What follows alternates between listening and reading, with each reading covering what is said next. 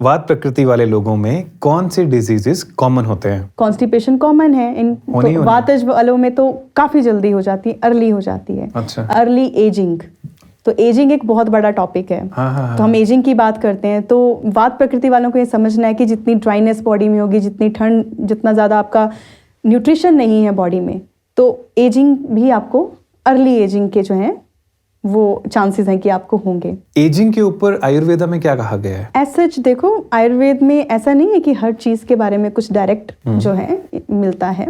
आयुर्वेद इतना broad subject है कि हम किसी भी डिजीज को एज्यूम कर सकते हैं, दोषों को ताल मटोल करके उसके फीचर्स जान के इस निष्कर्ष तक पहुंच सकते हैं कि एजिंग जो है वो वात दोष के कारण बढ़ती है। अच्छा। वात दोष जो है वो क्या करता है बॉडी में? वात का मतलब क्या है? मूवमेंट करता है ना। जब विकृत हो जाता है वात, मतलब वो डिस्टॉर्टेड हो गया, तो जो वायु का काम है, जैसे शरीर को न्यूट्रिशन पहुंचाता है, तो वो न्यूट्रिशन नहीं दे पाएगा तो क्या होगा? माल न्यूट्रिशन। जो न्यूट्रिशन होता है वो कहाँ जाता है? सेल्स को हेल्दी रखता है। राइट। तो जो हमारा सेल्स है, अगर हम उसको स्ट्रक्चर स्टडी करें तो वो लिपिड से बना होता है। राइट। लिपिड्स मतलब अगर आयुर्वेद के इसमें देखा जाए तो सबसे अच्छा सोर्स लिपिड्स का है वो है घी या तेल। Clarified butter. Clarified butter, yes. गाय का घृत विच इज श्रेष्ठ, तिल का तेल विच इज श्रेष्ठ, जो वात के लिए सबसे बेस्ट होता है।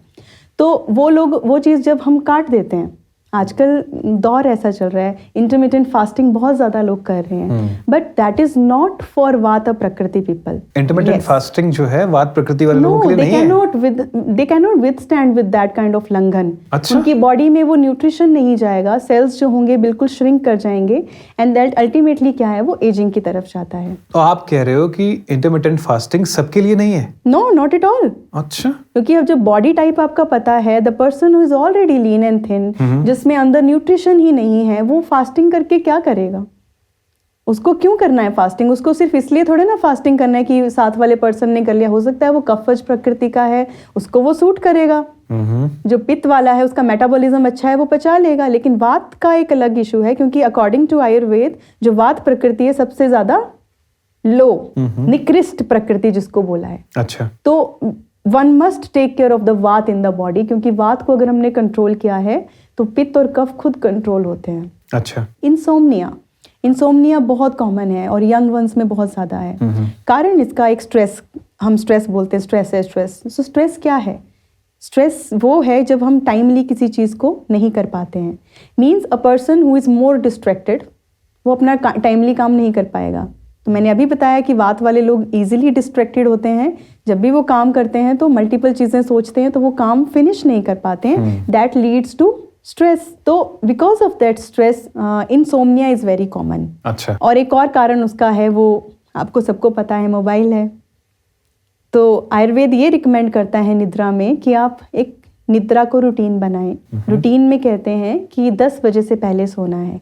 क्यों 10 बजे? क्योंकि आयुर्वेद के अनुसार दिन भी जो हैं वो दोषों में विभाजित हैं। ओके। तो शाम के समय जो 6 बजे से लेके शाम का और 10 बजे तक कफ का समय होता है। अच्छा। इट इज अ कफ काल। तो उस काल में क्या है, अपनी बॉडी को क्या है, रेस्ट दो। उस टाइम आप सोएंगे तो कफ के कारण नींद अच्छी आ जाएगी।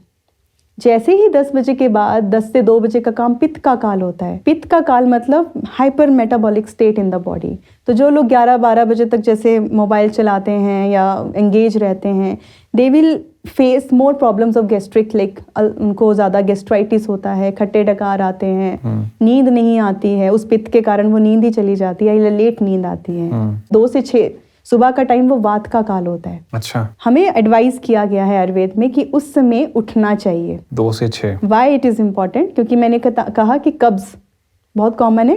ये उन लोगों में कॉमन है जो लेट उठते हैं। अच्छा। वो कफ का काल होता है, जितना हम लेट उठेंगे वो कफ का काल होगा। तो 2 से 6 का मतलब है वायु का काल है। वायु मतलब हमारे नेचुरल फॉर्म में है, और हम सोने के बाद जब उठते हैं तो हमारी बॉडी रेडी रखती है जो टॉक्सिन्स होते हैं वो निकालने में। तो इजीली इवैक्यूएशन हो जाता है। अपान वायु जो हमारी होती है, जो which is responsible for evacuation of मल एंड मूत्र, that is totally in a healthy state at that time.